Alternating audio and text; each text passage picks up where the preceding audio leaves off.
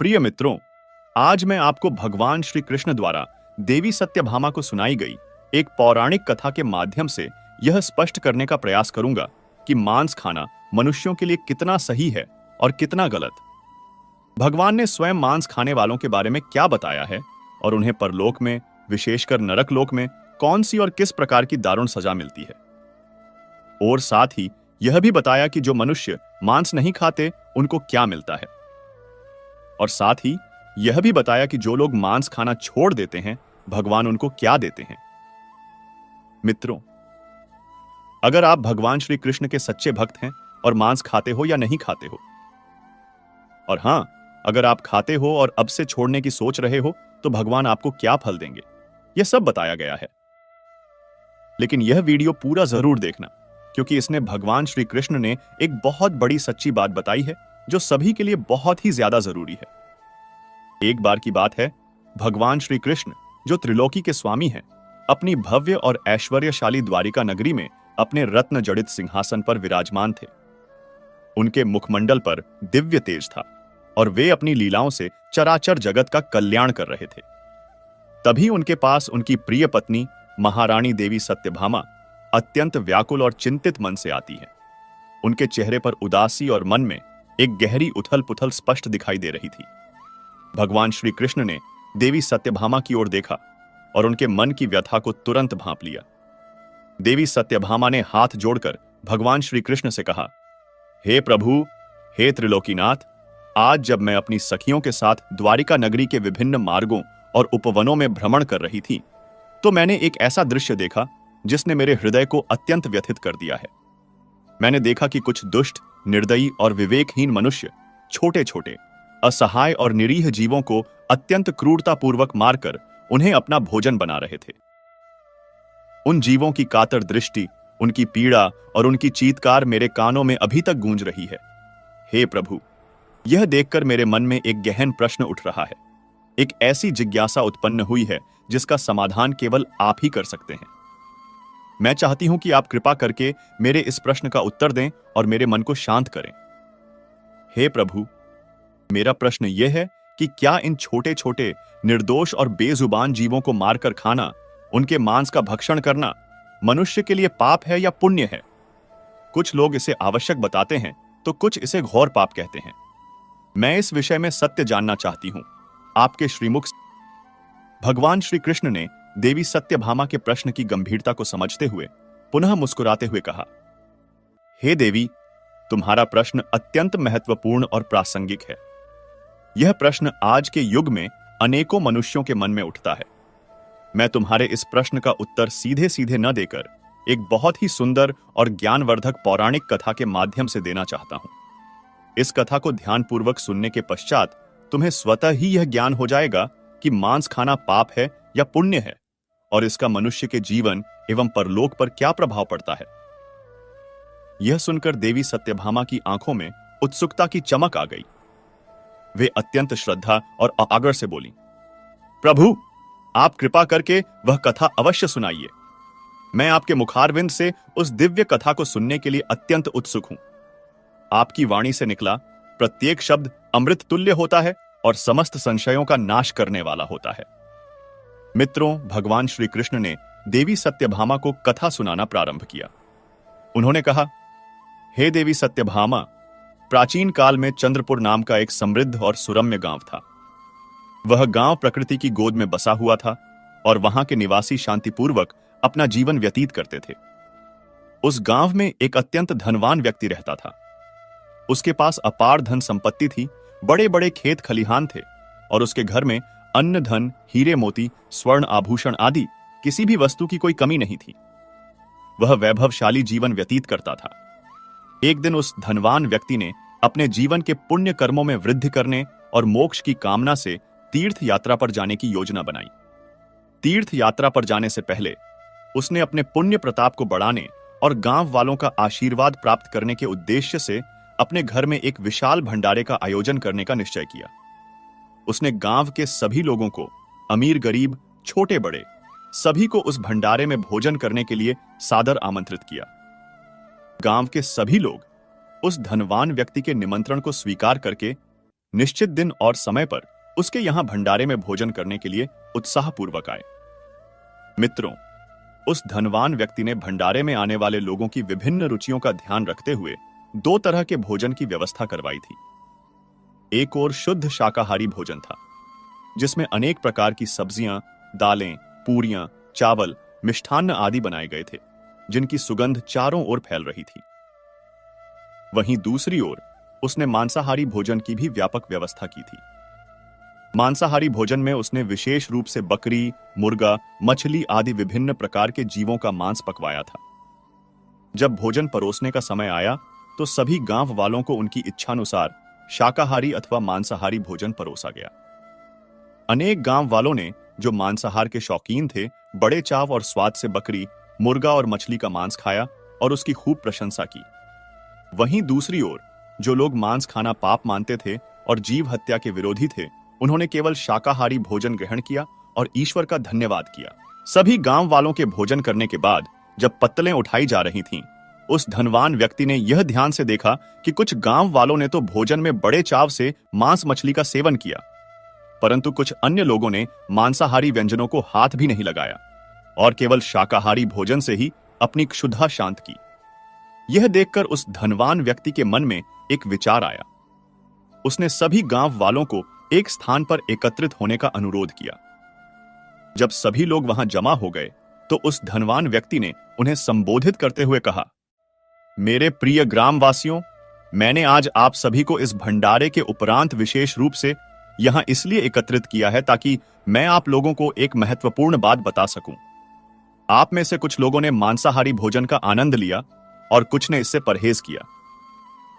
मैं आप सभी को यह स्पष्ट कर देना चाहता हूं कि यह जो मांस मछलियां और अन्य छोटे छोटे जीव हैं, जिन्हें आज आपने भोजन के रूप में ग्रहण किया या नहीं किया, उन्हें सर्वशक्तिमान ईश्वर ने हम इंसानों को खाने के लिए ही बनाया है।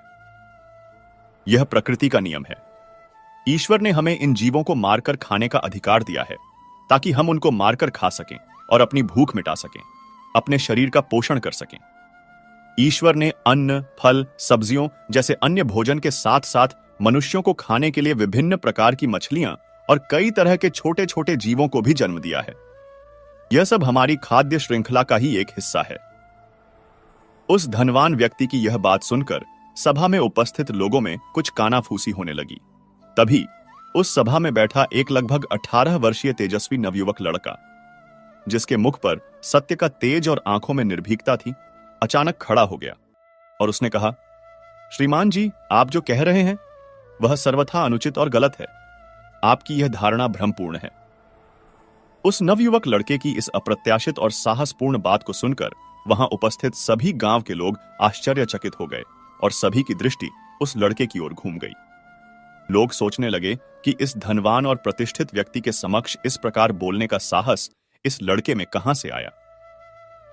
तभी उस धनी व्यक्ति ने कुछ आश्चर्य और कुछ क्रोध मिश्रित स्वर में उस लड़के से पूछा, बेटा, तुम्हारे कहने का अभिप्राय क्या है?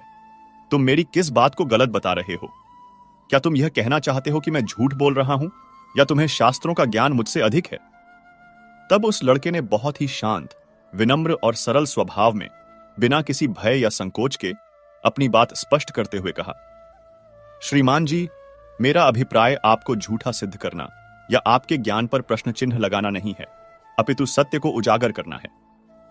इस संसार में, इस चराचर जगत में जितने भी जीव हैं, चाहे वे छोटे हों या बड़े, मनुष्य हों या पशु पक्षी, सभी को उसी एक परमात्मा ने बनाया है। उसी एक सृष्टिकर्ता ने उन्हें जीवन प्रदान किया है। लेकिन परमात्मा ने उन्हें इसलिए नहीं बनाया कि कोई अन्य शक्तिशाली प्राणी उन्हें मारकर खा जाए, बल्कि परमात्मा ने उन्हें अपना अपना जीवन स्वतंत्र रूप से जीने के लिए, अपनी आयु पूर्ण करने के लिए और प्रकृति के चक्र में अपना योगदान देने के लिए बनाया है। ये जो छोटे छोटे जीव हैं, जिन्हें हम अपनी जिह्वा के स्वाद के लिए मार देते हैं, वे भी इसी पृथ्वी पर रहने वाले मनुष्यों की तरह ही जन्म लेते हैं। वे भी अपनी मां के गर्भ से आते हैं, वे भी सांस लेते हैं, उन्हें भी भूख प्यास लगती है और मनुष्यों की तरह ही उनकी भी एक निश्चित आयु के पश्चात स्वाभाविक मृत्यु होती है। और जिस प्रकार हम मनुष्यों को कोई छोटी सी भी चोट लगने पर असहनीय पीड़ा होती है, हमारा शरीर दर्द से तड़प उठता है, उसी प्रकार उन्हें भी मारे जाने पर, काटे जाने पर, भयंकर पीड़ा होती है। वे भी मृत्यु के भय से कांपते हैं, उनकी भी आत्मा कष्ट पाती है। श्रीमान जी, इस संसार में कोई भी प्राणी किसी अन्य प्राणी से जन्मजात श्रेष्ठ या निम्न नहीं है। परमात्मा की दृष्टि में सभी जीव, चाहे वे जंतु हों या मनुष्य, समान हैं, सबका महत्व बराबर है। वह बात अलग है कि ईश्वर की असीम कृपा से और अपने कर्मों के फलस्वरूप मनुष्यों की बुद्धि अन्य जीव जंतुओं की अपेक्षा अधिक विकसित है। हमारे पास सोचने, समझने और विवेक का प्रयोग करने की क्षमता अधिक है, और जीव जंतुओं की बुद्धि और विवेक अपेक्षाकृत कम विकसित होता है। लेकिन इसका यह अर्थ कदापि नहीं है कि यदि आप शारीरिक रूप से या बौद्धिक रूप से अधिक शक्तिशाली हैं, तो आप अपने से कम शक्तिशाली और निर्बल जीव को मारकर उन्हें अपना भोजन बना लें और इसे ईश्वर की इच्छा बताएं। श्रीमान जी, यह कहना सर्वथा गलत और अन्यायपूर्ण है कि ईश्वर ने छोटे जीवों को हमें खाने के लिए बनाया है। यदि ऐसा होता तो ईश्वर उन्हें पीड़ा और मृत्यु का भय क्यों देते? हम अपनी भूख मिटाने के लिए, अपने स्वाद की तृप्ति के लिए और अपनी आजीविका चलाने के लिए और भी अनेक प्रकार की सात्विक और अहिंसक चीजें खाकर अपना पेट भर सकते हैं। ईश्वर ने हमें अन्न, फल, सब्जियां, दूध, दही जैसे असंख्य शाकाहारी पदार्थ दिए हैं, जो न केवल स्वादिष्ट होते हैं बल्कि पौष्टिक भी होते हैं। ईश्वर ने हमें जीव जंतुओं से अधिक बुद्धि और विवेक इसलिए दिया है ताकि हम उनकी रक्षा करें, उन पर दया करें, न कि अपनी श्रेष्ठता का दुरुपयोग करके उनके जीवन का हरण करें। इसका मतलब यह नहीं कि हम अपने शरीर के पोषण के लिए किसी भी निरीह और बेजुबान प्राणी को मारकर खा सकते हैं।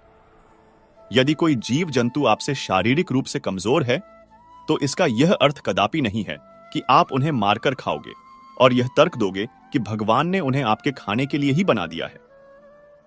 अगर आपको छोटे और कमजोर जीवों को मारकर खाने में आनंद आता है और आप इसे उचित समझते हैं, तो इसी तर्क के आधार पर सोचिए कि शेर, चीता और बाघ जैसे बड़े और मांसाहारी जानवरों को भी हम मनुष्यों के शरीर का मांस बहुत स्वादिष्ट और पौष्टिक लग सकता है। वे भी हमसे अधिक शक्तिशाली होते हैं, तो क्या वे जब चाहें हमें पकड़कर अपना भोजन बना सकते हैं? और क्या हम यह स्वीकार करेंगे कि ईश्वर ने हमें शेर, चीता और बाघ जैसे हिंसक पशुओं के भोजन के लिए बनाया है? कदापि नहीं। यदि आप ऐसा मानते हैं कि मुर्गा, मछली, भेड़, बकरी आदि निरीह प्राणियों को भगवान ने हमारे भोजन के लिए बनाया है, तो फिर आप स्वयं शेर, चीता, बाघ जैसे हिंसक जानवरों से अपनी रक्षा क्यों करते हो? उनसे डरकर क्यों भागते हो? उनके आक्रमण से बचने के लिए क्यों उपाय करते हो? आपके तर्क के अनुसार तो आपको प्रसन्नता पूर्वक उनका भोजन बन जाना चाहिए, क्योंकि भगवान ने आपको भी तो उनके भोजन के लिए ही बनाया होगा। लेकिन आप ऐसा नहीं करते क्योंकि आपको अपनी जान प्यारी है। आगे वह लड़का उस धनवान व्यक्ति से और भी गंभीरता पूर्वक कहता है, हे श्रीमान जी, जिस प्रकार आपको अपना यह शरीर अत्यंत प्रिय है, आपको अपनी जान, अपने प्राण अत्यधिक प्यारे हैं और आप किसी भी कीमत पर उन्हें खोना नहीं चाहते, उसी प्रकार इस संसार के सभी प्राणियों को, चाहे वह कितना भी छोटा क्यों ना हो, चाहे वह एक चींटी ही क्यों ना हो, अपनी जान उतनी ही प्यारी है और अपना शरीर उतना ही प्रिय है। मनुष्य अपने अहंकार और अपनी विकसित बुद्धि के घमंड में स्वयं को सभी जीवों से श्रेष्ठ समझता है, परंतु वास्तव में यह मनुष्य कभी कभी अत्यंत मूर्खों वाले और क्रूरतापूर्ण काम करता है। यह दुष्ट, स्वार्थी और जिह्वा लोलुप मनुष्य अपने से छोटे, कमजोर और असहाय जीवों को निर्दयतापूर्वक मारकर खाते हैं और इसे अपनी शान समझते हैं। मित्रों, इस प्रकार उस तेजस्वी और विवेकशील नवयुवक लड़के की तर्कपूर्ण, सारगर्भित और सत्य पर आधारित बातें सुनकर उस धनवान व्यक्ति का मुंह आश्चर्य और लज्जा से बंद हो गया। उसके पास लड़के के प्रश्नों का कोई उत्तर नहीं था। वह भरी सभा के सामने अत्यंत लज्जित हुआ और उसका सिर शर्म से झुक गया। उसे अपनी गलती का और अपने अज्ञान का बोध हो गया। गांव के सभी लोग जो वहां उपस्थित थे, उस लड़के की इन विवेकपूर्ण और न्याय संगत बातों से पूर्णतया सहमत हो गए। उन्होंने उस लड़के की बुद्धिमत्ता और साहस की मन ही मन प्रशंसा की। कथा को आगे बढ़ाते हुए भगवान श्री कृष्ण ने देवी सत्यभामा से कहा, हे देवी, यह तो एक दृष्टांत था, यह समझाने के लिए कि मांस भक्षण क्यों अनुचित है। अब मैं तुम्हें इस संदर्भ में स्वयं भगवान भोलेनाथ, देवाधिदेव महादेव शिव जी का एक और महत्वपूर्ण उपदेश सुनाता हूं। इस उपदेश को स्वयं भगवान शिव जी ने अपनी अर्धांगिनी जगत जननी माता पार्वती को सुनाया था, जब माता पार्वती ने भी इसी प्रकार का प्रश्न उनसे किया था। हे देवी, इस गहन और रहस्यपूर्ण उपदेश को सुनने के बाद तुम्हारे मन में मांस खाने के पाप पुण्य से संबंधित कोई भी शंका शेष नहीं रहेगी और तुम्हें यह पूर्ण रूप से स्पष्ट हो जाएगा कि मांस खाना कितना बड़ा पाप है और इसके क्या दुष्परिणाम होते हैं। देवी सत्यभामा ने पुनः अत्यंत उत्सुकता और श्रद्धा से कहा, अवश्य सुनाइए प्रभु। मैं भगवान शिव और माता पार्वती के मध्य हुए उस दिव्य संवाद को सुनने के लिए अत्यंत आतुर हूं। आपकी कृपा से मेरा अज्ञान दूर हो और मुझे सत्य का मार्ग प्रशस्त हो। भगवान श्री कृष्ण ने कथा को आगे बढ़ाने से पहले एक महत्वपूर्ण बात कही। हे प्रिय, इस कथा को अत्यंत ध्यान और पूरे मन लगाकर सुनना। बीच में अपने मन को भटकने मत देना, अन्यथा कथा का सार तुम्हारी समझ में नहीं आएगा और तुम इसके गूढ़ अर्थ को नहीं समझ पाओगी। क्योंकि जो लोग आधी अधूरी कथा सुनते हैं या कथा के मर्म को नहीं समझते, वही लोग अज्ञानवश मांस मछली और छोटे छोटे निरीह जीवों को मारकर खाते हैं और पाप के भागी बनते हैं। जो व्यक्ति कथा को पूरी निष्ठा और समझ के साथ सुनता है, वह जीवन में कभी भी ऐसा घोर पाप, ऐसी जीव हिंसा नहीं करता है और उसके मन में सभी प्राणियों के प्रति दया और करुणा का भाव जागृत होता है। ऐसे पुण्य आत्माओं के घर में स्वयं माता लक्ष्मी जी प्रसन्न होकर वास करती है और उनके जीवन में सुख समृद्धि और शांति बनी रहती है। मित्रों, इतना कहकर भगवान श्री कृष्ण ने कथा सुनाते हुए देवी सत्यभामा से कहा, हे देवी, एक बार की बात है, एक सिद्ध सन्यासी महात्मा जो घोर तपस्वी थे और जिनका जीवन ईश्वर की आराधना में समर्पित था, एक घने और शांत जंगल में एक विशाल वृक्ष के नीचे बैठकर कठोर तपस्या कर रहे थे। उनका ध्यान परमात्मा में लीन था और वे सांसारिक कोलाहल से दूर आत्मचिंतन में मग्न थे। तभी अचानक उनके पास एक छोटा सा सुंदर मृग शावक हिरण का बच्चा अत्यंत तेजी से भागता हुआ आया और भय के मारे कांपता हुआ उनके पीछे छिप गया। वह हिरण बहुत ही डरा हुआ और सहमा हुआ था। उसकी सांसें तेजी से चल रही थीं और उसकी बड़ी बड़ी आंखें भय से भरी हुई थीं। उस भयभीत हिरण की उपस्थिति और उसकी तीव्र श्वासों की ध्वनि से सन्यासी महात्मा की तपस्या भंग हो गई। उन्होंने अपनी आंखें खोलीं और कुछ क्रोधित स्वर में, क्योंकि उनकी साधना में विघ्न पड़ा था, उस हिरण से पूछा, अरे मृग, तुम इतने भयभीत और डरे हुए क्यों हो? तुम्हें क्या परेशानी है? किस संकट ने तुम्हें आ घेरा है और किसके डर से तुम इस प्रकार कांपते हुए मेरे पीछे आकर छुपे हुए हो? मुझे सत्य बताओ। मित्रों, वह सन्यासी महात्मा उस हिरण से यह सब पूछ ही रहे थे कि तभी वहां पर हाँफता हुआ एक व्याध शिकारी आ पहुंचा। उसके हाथ में एक मजबूत धनुष था और उसकी पीठ पर बाणों से भरा तरकश बंधा हुआ था। उसकी आंखें क्रूर थीं और वह शिकार की तलाश में उत्तेजित लग रहा था। वह व्याध सन्यासी महात्मा के पास आकर कहने लगा, हे सन्यासी महाराज, यह हिरण मेरा शिकार है, इसे मुझे सौंप दीजिए। मैंने इस हिरण को अपना लक्ष्य बनाने के लिए इसका पीछा काफी दूर से किया है और यह लगभग मेरे बाण की पकड़ में आ ही गया था कि यहां आपकी शरण में आ गया। इसलिए इस हिरण पर मेरा पूर्ण अधिकार है और यह मेरा न्यायोचित शिकार है। मैं इसे मारकर अपना और अपने परिवार का भोजन बनाऊंगा। कृपा करके इसे मुझे दे दीजिए और मेरे कार्य में बाधा न बने। व्याध की यह क्रूर और अधिकारपूर्ण बात सुनकर सन्यासी महात्मा उस पर हंसने लगे। उनकी हंसी में व्यंग्य और दया का भाव मिश्रित था।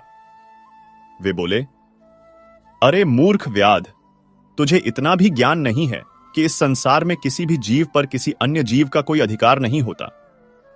प्रत्येक प्राणी पर केवल और केवल उसी का, अर्थात उस परमात्मा का अधिकार होता है जिसने उसे जीवन दिया है, या फिर स्वयं उस प्राणी का अपने जीवन पर अधिकार होता है।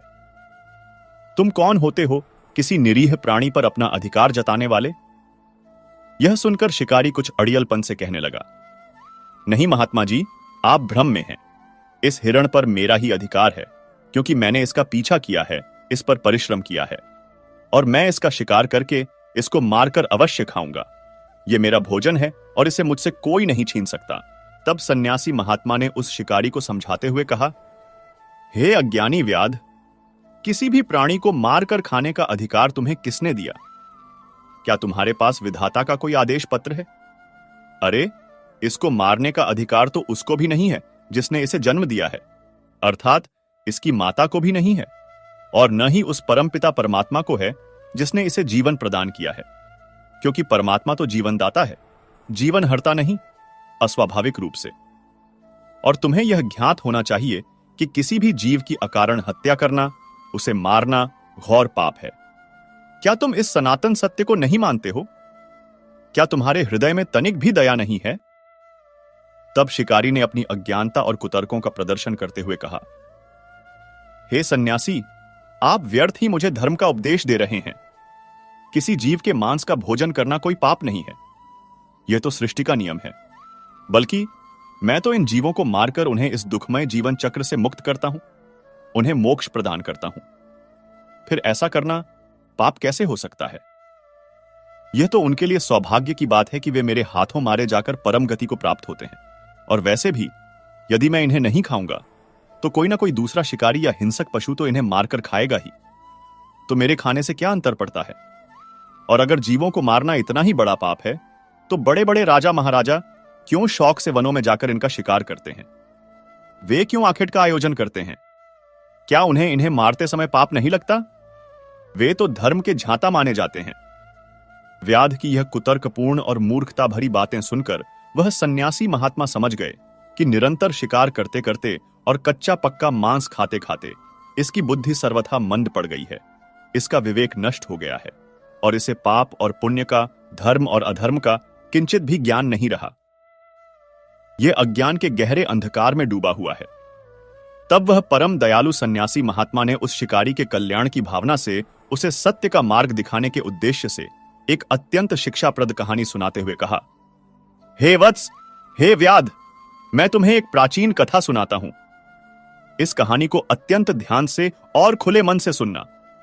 इस कहानी को सुनने के बाद तुम्हें यह समझ में आएगा कि लोग अज्ञानवश या परिस्थितियों के दबाव में क्यों जीवों का शिकार करते हैं और मांस क्यों खाते हैं, और इसे खाने से हमें इस लोक और परलोक में कौन सा भयंकर पाप भुगतना पड़ता है और कैसी दुर्गति होती है। तब कहानी सुनाते हुए सन्यासी महात्मा ने कहा, हे व्याध, बहुत समय पहले की बात है।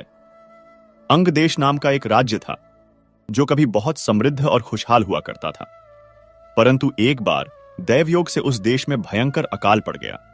वर्षा बिल्कुल नहीं हुई, नदियां तालाब सूख गए, धरती बंजर हो गई, लोगों की खड़ी फसलें पूरी तरह से जलकर नष्ट हो गई थीं। अन्न का एक दाना भी उत्पन्न नहीं हुआ। चारों ओर त्राही त्राही मच गई। वहां के लोग भोजन की एक एक बूंद और अन्न के एक एक दाने के लिए तरसने लगे। वे भोजन की तलाश में अपने घर बार छोड़कर इधर उधर भटकने लगे, परंतु कहीं भी उन्हें खाद्य सामग्री नहीं मिली। भूख की ज्वाला से व्याकुल होकर लोग कमजोर होकर गिरने लगे थे और अकाल मृत्यु का ग्रास बनने लगे थे। प्रतिदिन सैकड़ों लोग भूख से मर रहे थे। अपनी प्रजा की यह दयनीय और कारुणिक दशा देखकर वहां के धर्मात्मा और प्रजावत्सल राजा को इस बात की बहुत गहरी चिंता हुई। उनका हृदय अपनी प्रजा के दुख से द्रवित हो उठा। वे रात दिन इसी सोच में डूबे रहते थे कि लोग भूख से मर रहे हैं और वह उनके राजा होते हुए भी उनके लिए कुछ भी नहीं कर पा रहा है। राजकोष में जो थोड़ा बहुत अन्न भंडार था वह भी समाप्त होने के कगार पर था। तभी उस चिंतित राजा ने इस विकट समस्या का समाधान खोजने के लिए राज्यसभा में एक आपातकालीन सभा बुलाई। सभा में राज्य के सभी मंत्री, महामंत्री, विद्वान और प्रतिष्ठित नागरिक उपस्थित हुए। राजा ने अत्यंत दुखित स्वर में अपने मुख्य महामंत्री से पूछा कि लोगों को इस भीषण भोजन के अकाल से और इस भयावह भुखमरी से कैसे बचाया जाए। कोई ऐसा उपाय बताओ जिससे प्रजा के प्राणों की रक्षा हो सके। राजा की यह गंभीर बात सुनकर सभा में उपस्थित सभी मंत्री, महामंत्री और अन्य सभासद गहरे सोच में पड़ गए। सबके चेहरे पर चिंता की लकीरें थीं। वे एक दूसरे का मुंह ताकने लगे, परंतु किसी के पास इस विकराल समस्या का कोई तात्कालिक और प्रभावी समाधान नहीं सूझ रहा था। तभी उस सभा में एक ऐसा व्यक्ति भी बैठा था जो स्वयं मांसाहार का शौकीन था और जीवों की हत्या को सामान्य बात समझता था। उसने मन ही मन सोचा कि यह एक अच्छा अवसर है जब मांस को प्रजा के भोजन में आधिकारिक रूप से शामिल करने का प्रस्ताव रखा जा सकता है। यदि राजा की अनुमति मिल गई तो हम सभी लोग बिना किसी रोक टोक के खुलेआम जीवों को मारकर अपना भोजन बना सकेंगे और अपनी मनमानी करेंगे। कोई हमें रोकने टोकने वाला भी नहीं होगा और इसे राजकीय स्वीकृति भी मिल जाएगी। यह कुटिल विचार मन में आते ही उस व्यक्ति ने राजा को संबोधित करते हुए कहा, महाराज, यदि आप अनुमति दें तो मैं इस भूखमरी से बचने का एक अत्यंत सरल और प्रभावी विकल्प प्रस्तुत करना चाहता हूं। क्यों ना हम सभी लोग वन में जाकर पशु पक्षियों और अन्य जीवों को मारकर उनका मांस खाएं? इससे हमारी भूखमरी का संकट भी तुरंत दूर हो जाएगा और भोजन का अकाल भी कुछ हद तक खत्म हो जाएगा। इसमें राजकोष से कोई विशेष धन भी खर्च नहीं होगा, क्योंकि जीव जंतु तो प्रकृति में मुफ्त में उपलब्ध हैं और हमारा पेट भी भर जाएगा। प्रजा को मरने से बचाया जा सकेगा। सभा में बैठे अधिकांश लोगों को, जो स्वयं भी भूख से व्याकुल थे और मांस खाने में कोई बुराई नहीं समझते थे, यह बात तात्कालिक रूप से सही लगी। उन्होंने एक स्वर में कहा, महाराज, यह सुझाव उत्तम है। इस समय भूखमरी से बचने का और प्रजा के प्राण बचाने का यही एकमात्र शीघ्र और सुलभ विकल्प दिखाई देता है। लेकिन राजा के जो मुख्य महामंत्री थे, वे अत्यंत बुद्धिमान, दूरदर्शी और धर्मपरायण व्यक्ति थे। उन्हें उस व्यक्ति की यह बात बिल्कुल भी सही नहीं लगी। वे जानते थे कि जीव हत्या एक महापाप है और इससे राज्य पर और भी बड़ा संकट आ सकता है। परंतु सभा का रुख देखकर वह उस समय चुपचाप बैठे रहे और कोई तात्कालिक प्रतिक्रिया नहीं दी। तब राजा ने उनकी चुप्पी को देखकर पूछा, महामंत्री जी, आप इस विषय पर मौन क्यों धारण किए हुए हैं? क्या आपको यह प्रस्ताव स्वीकार्य नहीं है? आपकी क्या राय है? तब महामंत्री ने अत्यंत विनम्रता से कहा, महाराज, जीवों को मारकर खाना किसी भी दृष्टि से सही नहीं है। यह धर्म और नीति दोनों के विरुद्ध है। मैं इस प्रस्ताव से सहमत नहीं हूं, परंतु मैं अपनी विस्तृत राय और वैकल्पिक समाधान आपको कल प्रातःकाल दूंगा। मुझे थोड़ा समय चाहिए इस पर गहन विचार करने के लिए। राजा ने महामंत्री की बात मान ली। रात होते ही महामंत्री जी चुपके से उस व्यक्ति के घर गए जिसने सभा में मांस खाने की बात सबसे पहले कही थी। महामंत्री ने उस व्यक्ति से बड़े गंभीर और चिंतित स्वर में कहा, भाई, एक बहुत बुरी खबर है। आज शाम को अचानक से महाराज की तबीयत बहुत ज्यादा खराब हो गई है। बड़े बड़े राजवैद्यों को बुलाया गया। उन्होंने नाड़ी परीक्षण किया और कहा है कि महाराज को कोई असाध्य रोग हो गया है। वैद्य ने कहा है कि यदि राजा को तत्काल किसी मोटे ताजे, हष्ट-पुष्ट और स्वस्थ इंसान का थोड़ा सा ताजा मांस औषधि के रूप में खाने को मिल जाए तो वे पूरी तरह से ठीक हो सकते हैं, अन्यथा उनका बचना मुश्किल है। और भाई, तुम मुझे पूरे नगर में सबसे अधिक हष्ट-पुष्ट और मोटे ताजे दिख रहे हो। तुम्हारा शरीर बलशाली है, इसलिए मैं महाराज के प्राणों की रक्षा के लिए आपका थोड़ा सा मांस लेने आया हूं। मुझे पूर्ण विश्वास है कि आप अपने प्रिय राजा को बचाने के लिए हमें अपने शरीर से थोड़ा सा मांस अवश्य देंगे। यदि तुम हमें अपने शरीर से, जैसे जांघ या नितंब से, थोड़ा सा मांस स्वेच्छा से दे दोगे तो हमारे महाराज की जान बच जाएगी और वे शीघ्र ही स्वस्थ हो जाएंगे। इसके बदले में महाराज तुम्हें बहुत सारा धन, स्वर्ण मुद्राएं और जागीरें देने के लिए भी तैयार हैं। महामंत्री की यह भयानक बात सुनकर वह आदमी बुरी तरह से डर गया। उसके हाथ पैर कांपने लगे, चेहरे का रंग उड़ गया। वह कल्पना भी नहीं कर सकता था कि कोई उससे उसका मांस मांगेगा।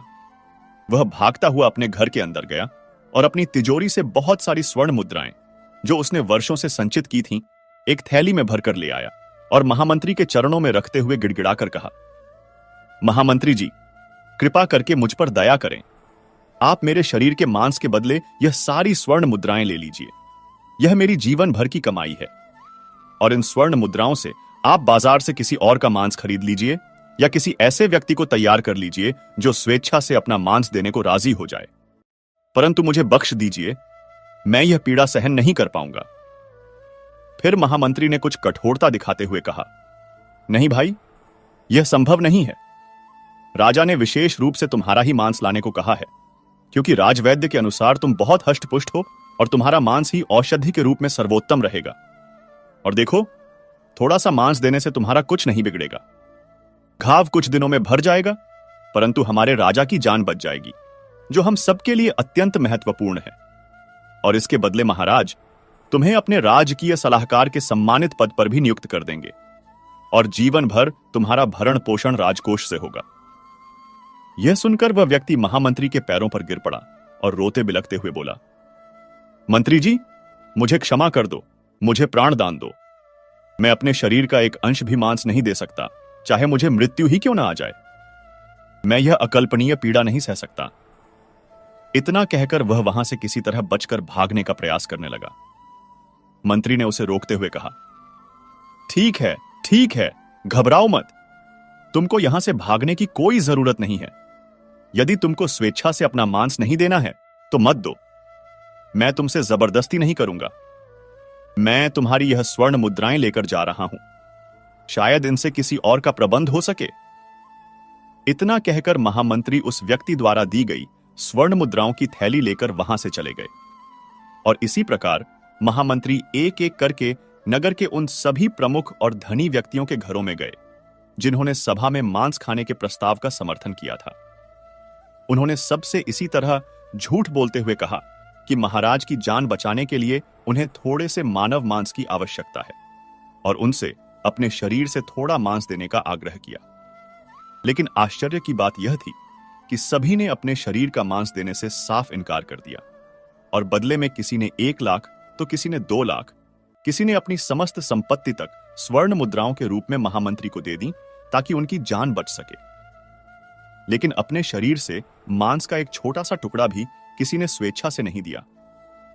सब अपनी जान बचाने के लिए धन देने को तैयार थे। फिर महामंत्री उन सभी से प्राप्त स्वर्ण मुद्राओं की थैलियों को लेकर अपने घर चले गए। अगले दिन सुबह सुबह नगर के वे सारे लोग जिनसे महामंत्री ने रात में मांस मांगा था, अत्यंत चिंतित और भयभीत अवस्था में यह देखने के लिए कि राजा का स्वास्थ्य कैसा है, उसके महल पहुंचे। वे यह भी जानना चाहते थे कि क्या किसी और ने मांस दिया या नहीं। और महामंत्री भी उन सभी स्वर्ण मुद्राओं से भरी थैलियों को लेकर राजा के दरबार में पहुंच गए। उन्होंने उन सभी थैलियों को राजा के सिंहासन के सामने रख दिया। इतना सारा धन, स्वर्ण मुद्राओं का इतना बड़ा ढेर देखकर राजा आश्चर्यचकित हो गए और बोले, महामंत्री जी, यह क्या है? आप इतना सारा धन कहां से और क्यों लाए हैं? राजकोष तो लगभग खाली हो चुका है, फिर यह संपत्ति किसकी है? तब महामंत्री ने राजा को रात में हुई मांस वाली पूरी घटना विस्तार से बताई।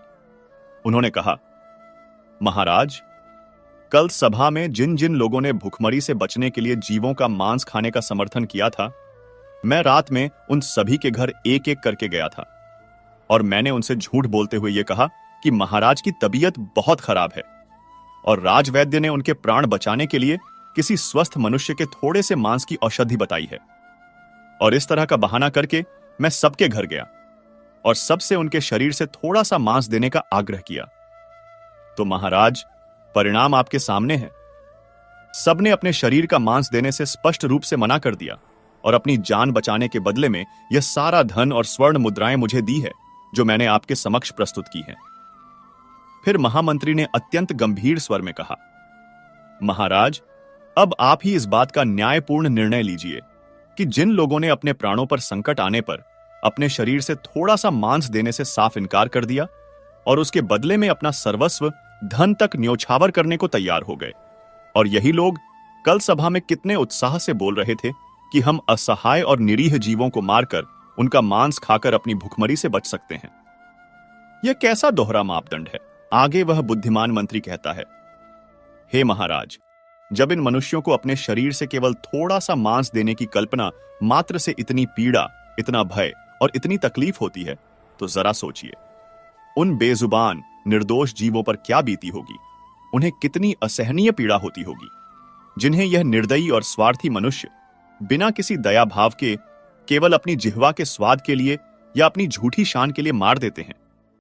क्या उनकी आत्मा नहीं कांपती होगी? क्या उन्हें मृत्यु का भय नहीं सताता होगा? महामंत्री की इन तर्कपूर्ण, विवेकपूर्ण और हृदय को झकझोर देने वाली बातों को सुनकर राजा को यह बात पूरी तरह से समझ में आ गई थी कि हमें किसी भी परिस्थिति में जीवों को मारकर नहीं खाना चाहिए। जीव हत्या एक अक्षम्य पाप है और इससे केवल दुख और कष्ट ही प्राप्त होते हैं।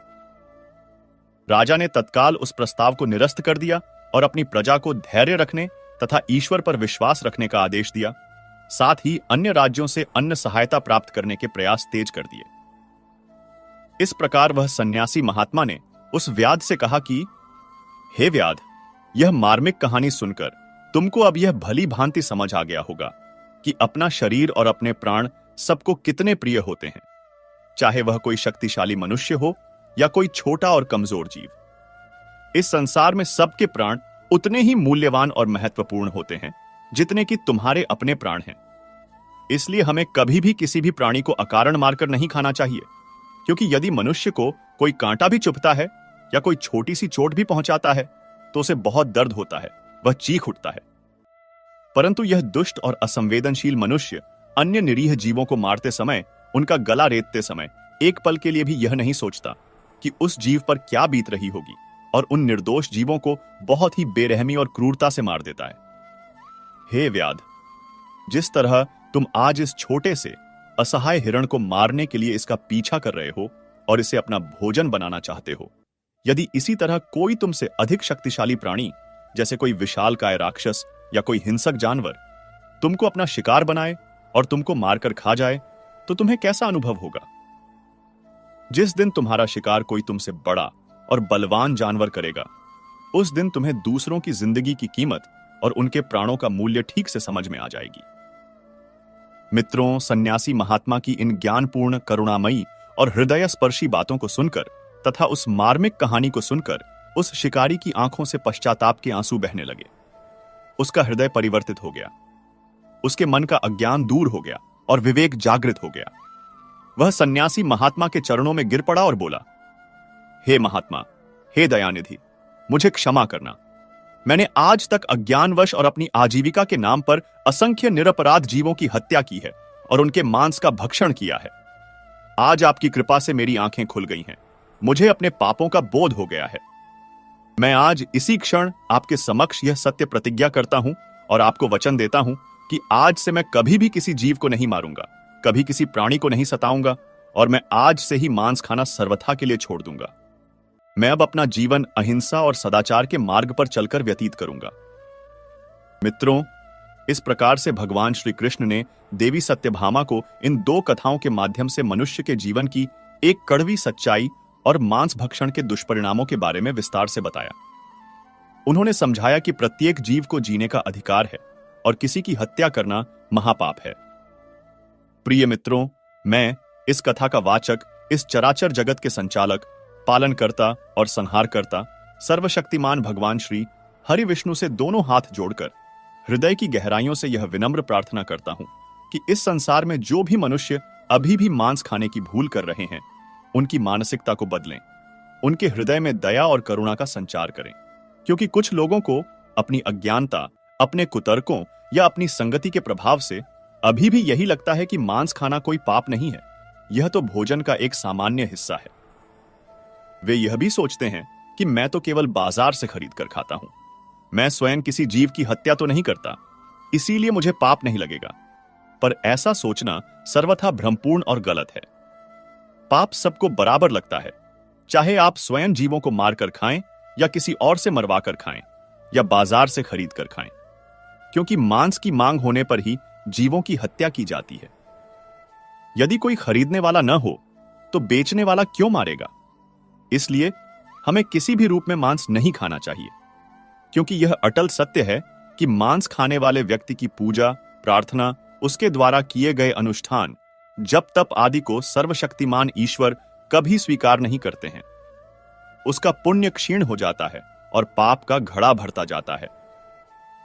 मित्रों, हमारे पवित्र और प्राचीन ग्रंथ गरुड़ पुराण के अनुसार जो भी मनुष्य अपने जीवन काल में किसी भी प्रकार से जीवों की हत्या में संलिप्त होता है या मांस भक्षण करता है, उन्हें मृत्यु के उपरांत यमलोक में ले जाया जाता है और वहां उन्हें उनके कर्मों के अनुसार कठोर से कठोर, अकल्पनीय और रोंगटे खड़े कर देने वाली सजा दी जाती है। उन्हें विभिन्न प्रकार के भयानक नरकों में, जैसे कुंभीपाक, रौरव, महारौरव आदि में डाला जाता है और नाना प्रकार की यातनाएं दी जाती हैं। उनकी आत्मा को शांति नहीं मिलती और वे प्रेत योनि में भटकते रहते हैं। जैसा कि आप सभी जानते हैं कि इस चराचर जगत में, इस अनंत ब्रह्मांड में सर्वशक्तिमान ईश्वर ने अपनी असीम इच्छा और अद्भुत कला से अनेक प्रकार की योनियां निर्मित की हैं। यह सृजन इतना विशाल और विविधतापूर्ण है कि इसकी कल्पना करना भी मानव बुद्धि के लिए एक चुनौती है। 84 लाख योनियों की बात हमारे शास्त्र करते हैं और प्रत्येक योनि अपने आप में एक संपूर्ण सृष्टि है, एक अद्भुत रचना है। इन्हीं असंख्य योनियों में विभिन्न प्रकार के जीव जंतु भी सम्मिलित हैं, जो जल, थल और नभ में विचरण करते हैं। इनमें विशालकाय हाथी और भीमकाय व्हेल जैसे बड़े जीव हैं जो पृथ्वी और सागरों की शोभा बढ़ाते हैं, तो वहीं दूसरी ओर अत्यंत सूक्ष्म, नग्न आंखों से अदृश्य रहने वाले छोटे छोटे जीव भी हैं, जिनका अपना एक संसार है और पारिस्थितिकी तंत्र में अपना महत्वपूर्ण योगदान है। इसी क्रम में अनेक प्रकार के कीड़े मकोड़े भी हैं जो इस धरती के पारिस्थितिक संतुलन को बनाए रखने में अपनी भूमिका निभाते हैं, चाहे वे हमें प्रिय लगें या अप्रिय। मित्रों, अगर आप भगवान श्री कृष्ण के सच्चे भक्त हैं और मांस खाते हो या नहीं खाते हो, लेकिन यह वीडियो पूरा जरूर देखना, क्योंकि इसने भगवान श्री कृष्ण ने एक बहुत बड़ी सच्ची बात बताई है जो सभी के लिए बहुत ही ज्यादा जरूरी है। मित्रों, यह एक अत्यंत गहन और विचारणीय विषय है कि ईश्वर की इस अद्भुत रचना में जहां प्रत्येक जीव को जीवन का अधिकार प्राप्त है, कुछ ऐसे मनुष्य भी हैं जो अपने स्वाद, अपनी जिह्वा की तृप्ति या अपनी भ्रांत धारणाओं के कारण इन निरीह प्राणियों पर अत्याचार करते हैं। कुछ दुष्ट और अज्ञानी मनुष्य इन बेजुबान जीवों को निर्दयतापूर्वक मारकर उनका मांस खाते हैं और इसे अपने आहार का एक सामान्य हिस्सा मानते हैं। यह दृश्य अत्यंत पीड़ादायक होता है जब कोई प्राणी जो अपनी स्वाभाविक मृत्यु तक जीने का अधिकार रखता है, उसे समय से पहले ही क्रूरतापूर्वक समाप्त कर दिया जाता है। मित्रों, यह स्वाभाविक है कि कुछ संवेदनशील और विचारशील मनुष्यों के मन में यह प्रश्न अवश्य ही उठता होगा, और यह प्रश्न बार बार उनके अंतर्मन को झकझोरता होगा कि क्या सर्वशक्तिमान दयालु भगवान ने इन जीवों को केवल इसलिए बनाया है ताकि मनुष्य उन्हें मारकर खा सकें? क्या मांस खाना, किसी जीवित प्राणी की हत्या करके उसके शरीर का भक्षण करना वास्तव में पुण्य का कार्य है, जैसा कि कुछ लोग तर्क देते हैं, या यह एक अक्षम्य पाप है जिसके गंभीर परिणाम भोगने पड़ते हैं? आज की इस विशेष ज्ञानवर्धक चर्चा में, इस सत्संग रूपी वीडियो में, हम आपको इसी गूढ़ रहस्य से पर्दा हटाने का प्रयास करेंगे। हम आपको शास्त्रों, पौराणिक कथाओं और दिव्य उपदेशों के माध्यम से यह बताएंगे कि जीवों को मारकर उनके मांस का भक्षण करने से पाप लगता है या नहीं। विशेष रूप से पशु पक्षी जैसे भेड़, बकरी, गाय, भैंस, मुर्गा आदि समस्त प्राणियों का मांस खाने से मनुष्य को अपने जीवन के अंतिम दिनों में और मृत्यु के उपरांत परलोक में कौन कौन से भयानक पाप भोगने पड़ते हैं और किस प्रकार की नारकीय यातनाओं का सामना करना पड़ता है। तो चलिए मित्रों, आज की इस विस्तृत चर्चा में हम गहराई से जानते हैं कि जीव जंतुओं को मारकर खाना कितना सही है और कितना गलत, और ऐसा गौर कर्म करने वालों को यमलोक में धर्मराज यमराज के द्वारा कौन सी और कितनी कठोर सजा मिलती है। मित्रों, इस घोर कलयुग में जहां धर्म का क्षय हो रहा है और अधर्म अपने पैर पसार रहा है, आपको ऐसे लाखों करोड़ों लोग मिलेंगे जो नियमित रूप से मांस का सेवन करते हैं। वे न केवल मांस खाते हैं, बल्कि मांस खाने को पूर्णतया सही और स्वाभाविक भी मानते हैं। उनके अपने तर्क होते हैं, अपनी कुतर्कपूर्ण दलीलें होती हैं। वे कहते हैं कि यदि हम इन जीवों को, जैसे मुर्गे, बकरियों, मछलियों आदि को नहीं खाएंगे, तो इनकी संख्या पृथ्वी पर इतनी अधिक बढ़ जाएगी कि वे मनुष्यों से भी ज्यादा हो जाएंगे। उनका मानना है कि इससे पारिस्थितिक असंतुलन पैदा हो जाएगा और मनुष्यों के लिए खाद्य संसाधनों की कमी हो जाएगी। इसलिए वे यह निष्कर्ष निकालते हैं कि भगवान ने इन जीवों को हमें खाने के लिए ही बनाया है, ताकि प्रकृति में एक संतुलन बना रहे। उनको मारकर खाने से हमें कोई पाप नहीं लगता, बल्कि यह तो प्रकृति के नियम का पालन करना है।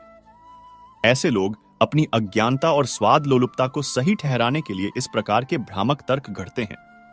दूसरी ओर कुछ ऐसे भी विवेकशील और दयालु हृदय वाले लोग हैं जो जीव को मारकर खाने को एक महापाप मानते हैं।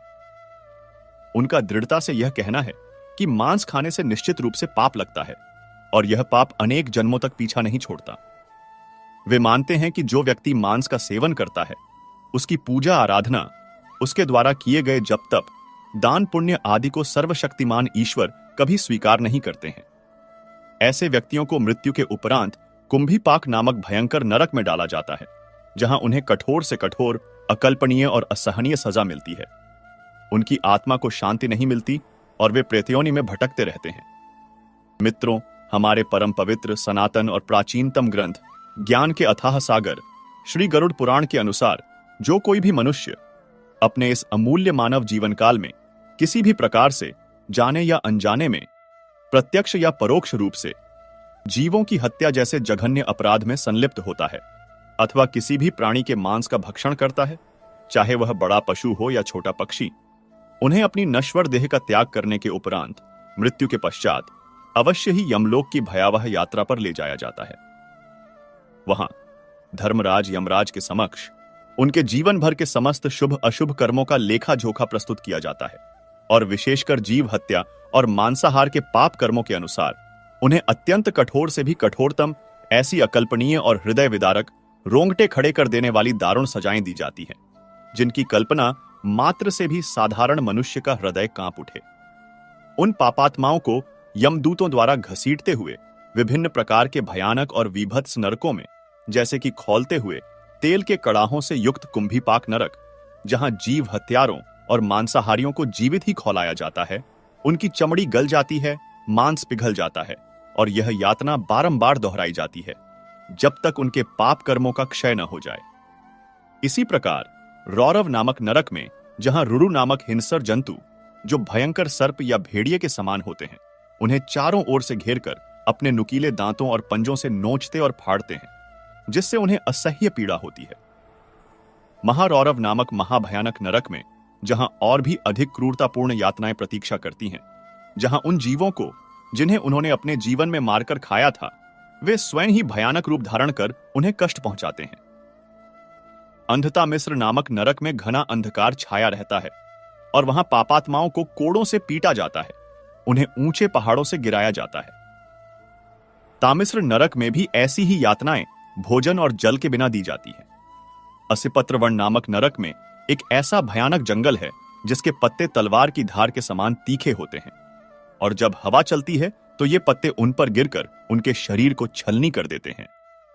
वहां उन्हें कांटों भरे सैमल के वृक्षों से आलिंगन भी कराया जाता है, जिससे उनका पूरा शरीर लहूलुहान हो जाता है। इस प्रकार अनेकानेक नरकों में, जिनकी संख्या 28 प्रमुख नरकों के अतिरिक्त भी ASN की बताई गई है, उन्हें अनगिनत वर्षों तक, युगों युगों तक डाला जाता है और उन्हें नाना प्रकार की असहनीय मर्मांतक पीड़ाएं और यातनाएं दी जाती हैं, जिनका वर्णन करने में भी जिह्वा कांपती है। उनकी आत्मा को लेश मात्र भी शांति नहीं मिलती, वह तृप्ति और मोक्ष से कोसों दूर रहती है और वे अपनी प्यास, अपनी भूख, अपने संतापों से त्रस्त होकर दारुण विलाप करते हुए प्रेत योनि में युगों युगों तक भटकते रहते हैं, जहां उन्हें न तो जल मिलता है न अन्न, और वे अपने ही दुष्कर्मों के फलस्वरूप उत्पन्न इस भयावह दुर्गति को भोगने के लिए विवश होते हैं। उनकी मुक्ति का मार्ग अवरुद्ध हो जाता है और वे अंधकारमय लोकों में अनंत काल तक भटकने को अभिशप्त हो जाते हैं, जहां उनकी करुण पुकार सुनने वाला कोई नहीं होता।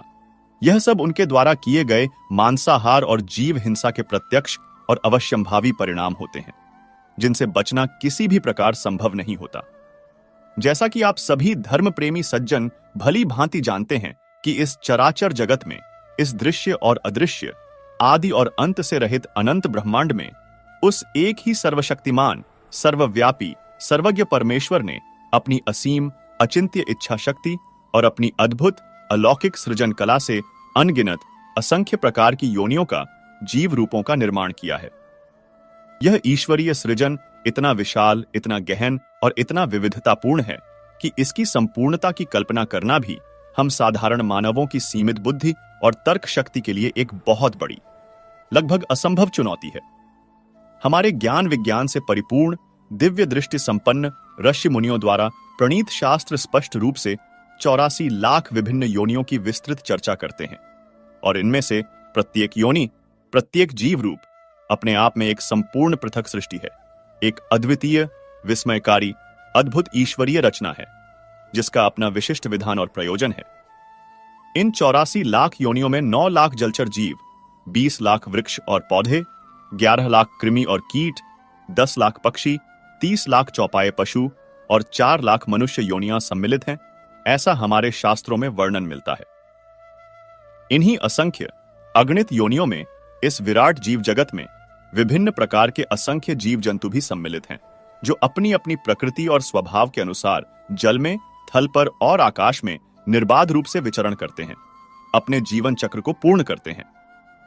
इनमें एक ओर तो पृथ्वी और सागरों की शोभा बढ़ाने वाले, अपनी विशालता से हमें चकित करने वाले विशालकाय गजराज अर्थात हाथी, जिनकी शक्ति और बुद्धिमत्ता प्रसिद्ध है, और भीमकाय तिमिंगिल अर्थात व्हेल जैसे बड़े बड़े अद्भुत जीव हैं जो इस धरती के गौरव हैं, सागर की गहराइयों में निवास करते हैं, तो वहीं दूसरी ओर अत्यंत सूक्ष्म, इतने छोटे कि हमारी इन नग्न भौतिक आंखों से कदापि अदृश्य रहने वाले छोटे छोटे जीवाणु और विषाणु भी हैं, जिनका अपना एक संपूर्ण सूक्ष्म संसार है, और वे भी इस समग्र पारिस्थितिकी तंत्र में अपना अत्यंत महत्वपूर्ण अपरिहार्य योगदान देते हैं, प्रकृति के संतुलन को बनाए रखते हैं, भूमि की उर्वरता को बढ़ाते हैं और जटिल रासायनिक प्रक्रियाओं को संपन्न करते हैं। इसी क्रम में इस विशाल जीव श्रृंखला में अनेक प्रकार के छोटे बड़े कीड़े मकोड़े भी सम्मिलित हैं, जैसे रंग बिरंगी तितलियां जो परागण में सहायता करती हैं, मधुरस का पान करने वाले भांवरे, मधु का निर्माण करने वाली मधुमक्खियां, अथक परिश्रमी चींटियां जो अपने समुदायों में अद्भुत अनुशासन का प्रदर्शन करती हैं, और असंख्य अन्य कीट पतंगे, जुगनू जो रात्रि में प्रकाश फैलाते हैं, केंचुए जो भूमि को उपजाऊ बनाते हैं, ये सभी इस धरती के जटिल पारिस्थितिक संतुलन को सुचारू रूप से बनाए रखने में अपनी महत्वपूर्ण भूमिका का निर्वहन करते हैं, चाहे वे हमें अपनी बाहरी आकृति या स्वभाव के कारण प्रिय लगें या अप्रिय, उपयोगी लगें या अनुपयोगी। वास्तव में ईश्वर की इस सृष्टि में कुछ भी निरर्थक या अनुपयोगी नहीं है। प्रत्येक जीव का, प्रत्येक कण का अपना महत्व है, अपना स्थान है और अपना जीवन जीने का पूर्ण अधिकार है, जिसे छीनने का हक किसी भी मनुष्य को कदापि नहीं दिया गया है। यह संपूर्ण सृष्टि एक दूसरे से जुड़ी हुई है, एक महान चक्र का हिस्सा है, और किसी भी एक हिस्से को क्षति पहुंचाने का अर्थ है संपूर्ण चक्र को बाधित करना।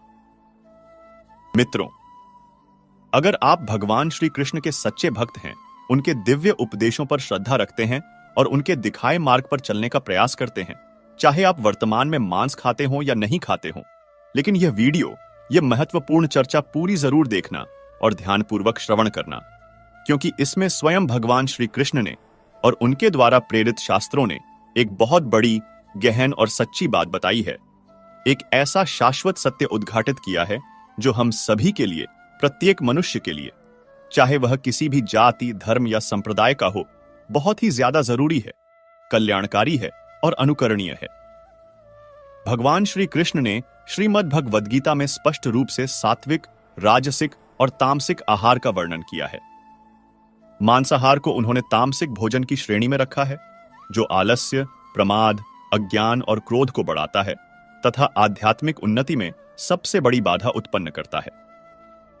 उन्होंने यह भी उपदेश दिया है कि सर्वधर्मान परित्यज्य मामेकम शरणं व्रज, अर्थात सभी तथाकथित धर्मों को त्याग कर एकमात्र मेरी शरण में आओ, और उनकी शरण में आने का एक महत्वपूर्ण अंग है उनके द्वारा स्थापित धर्म के सिद्धांतों का पालन करना, जिसमें अहिंसा, करुणा और सर्वभूतहित, अर्थात सभी प्राणियों के कल्याण की भावना सर्वोपरि है। एक सच्चा भक्त कभी भी किसी प्राणी को अनावश्यक कष्ट नहीं पहुंचा सकता, किसी की हत्या करके अपनी जिह्वा को तृप्त नहीं कर सकता।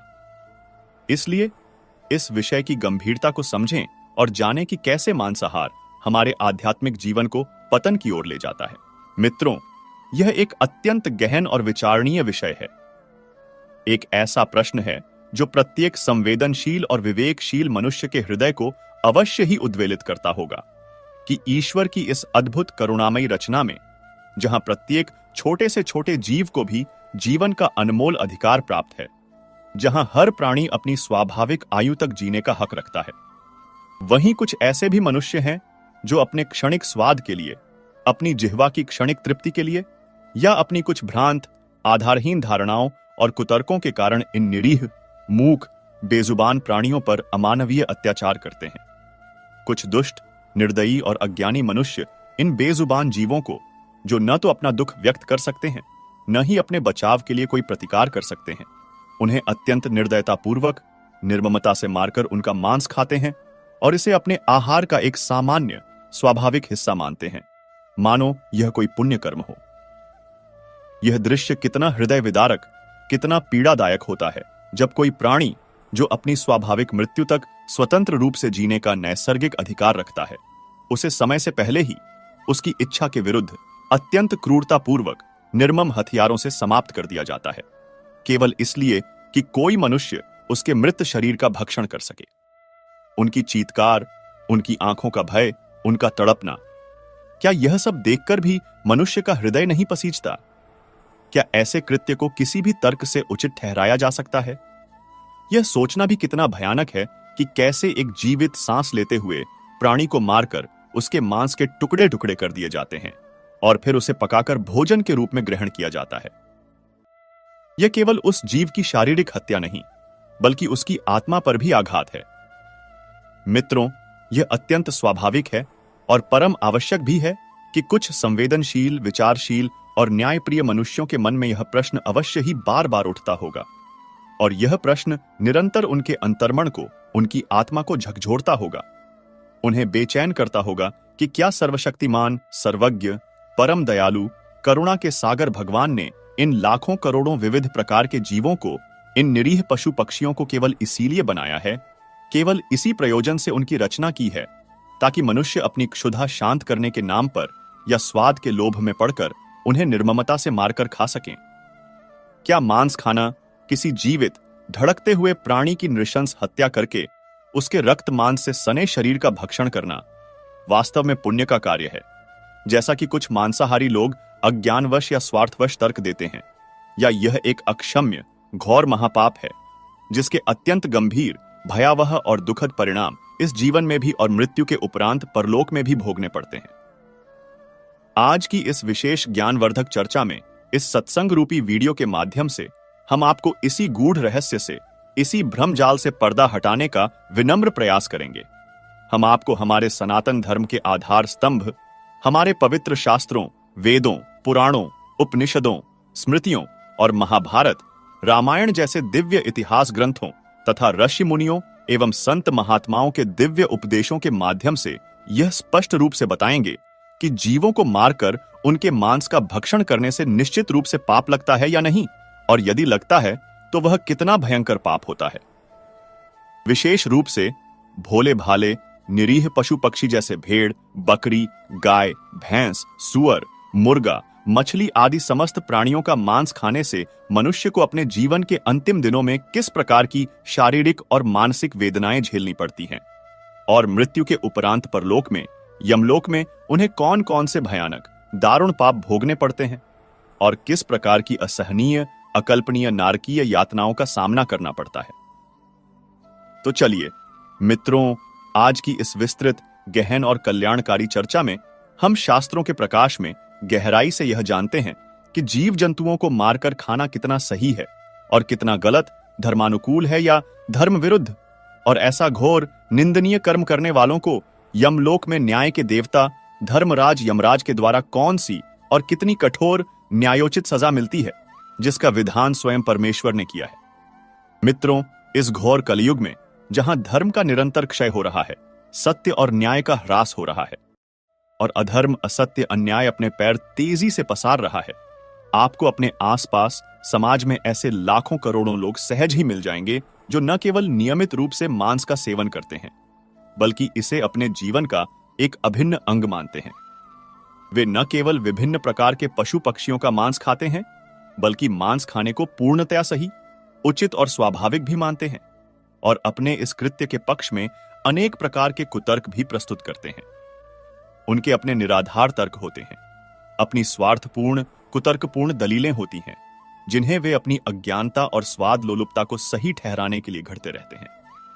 वे प्रायः यह कहते हुए पाए जाते हैं कि यदि हम इन जीवों को, जैसे कि विशेष रूप से मुर्गे, बकरियों, मछलियों आदि को, जिन्हें प्रकृति ने मानो इसीलिए बनाया है, नहीं खाएंगे, तो इनकी संख्या इस पृथ्वी पर इतनी अधिक बढ़ जाएगी कि वे मनुष्यों से भी ज्यादा हो जाएंगे और सर्वत्र उन्हीं का साम्राज्य स्थापित हो जाएगा।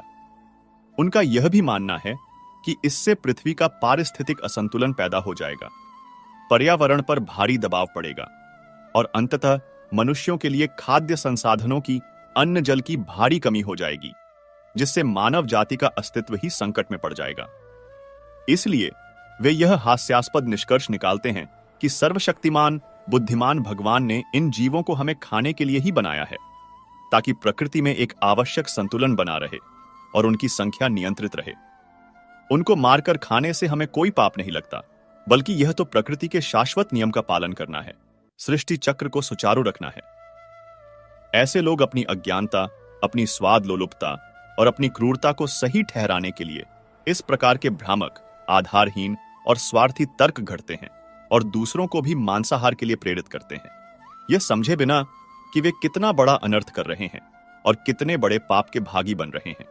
वे यह भूल जाते हैं कि प्रकृति का संतुलन बनाने का कार्य स्वयं प्रकृति या परमेश्वर का है, मनुष्य का नहीं, और मनुष्य को इस कार्य में हिंसक हस्तक्षेप करने का कोई अधिकार नहीं है। दूसरी ओर इसके सर्वथा विपरीत कुछ ऐसे भी विवेकशील, विचारवान, करुणामय और दयालु हृदय वाले लोग हैं जिनकी संख्या भले ही आज कम प्रतीत होती हो, जो किसी भी जीव को मारकर खाने को एक जघन्य अपराध, एक अक्षम्य महापाप मानते हैं। उनका पूरी दृढ़ता और आत्मविश्वास के साथ यह कहना है कि मांस खाने से निश्चित रूप से भयंकर पाप लगता है, और यह पाप केवल इसी जन्म तक सीमित नहीं रहता, बल्कि अनेक जन्म जन्मांतरों तक आत्मा का पीछा नहीं छोड़ता, जब तक कि उसका प्रायश्चित और निवारण न हो जाए। वे अपने इस मत की पुष्टि शास्त्रों, पुराणों और संत वचनों के आधार पर करते हैं। वे यह भी मानते हैं कि जो व्यक्ति नियमित रूप से मांस का सेवन करता है, उसकी पूजा आराधना, उसके द्वारा किए गए बड़े बड़े जप तप, दान पुण्य, तीर्थाटन आदि शुभ कर्मों को भी सर्वशक्तिमान अंतर्यामी ईश्वर कभी स्वीकार नहीं करते हैं, क्योंकि उसका हृदय अशुद्ध होता है, उसकी देह अपवित्र होती है और उसके हाथों पर निरीह प्राणियों के रक्त के अदृश्य धब्बे लगे होते हैं। ऐसे व्यक्तियों को मृत्यु के उपरांत निश्चित रूप से कुंभीपाक नामक भयंकर नरक में, जहां खौलते हुए तेल के विशाल कड़ाहों में उन्हें डुबोया जाता है, डाला जाता है, जहां उन्हें कठोर से कठोर, अकल्पनीय और असहनीय सजा मिलती है, उनकी चीखें सुनने वाला कोई नहीं होता।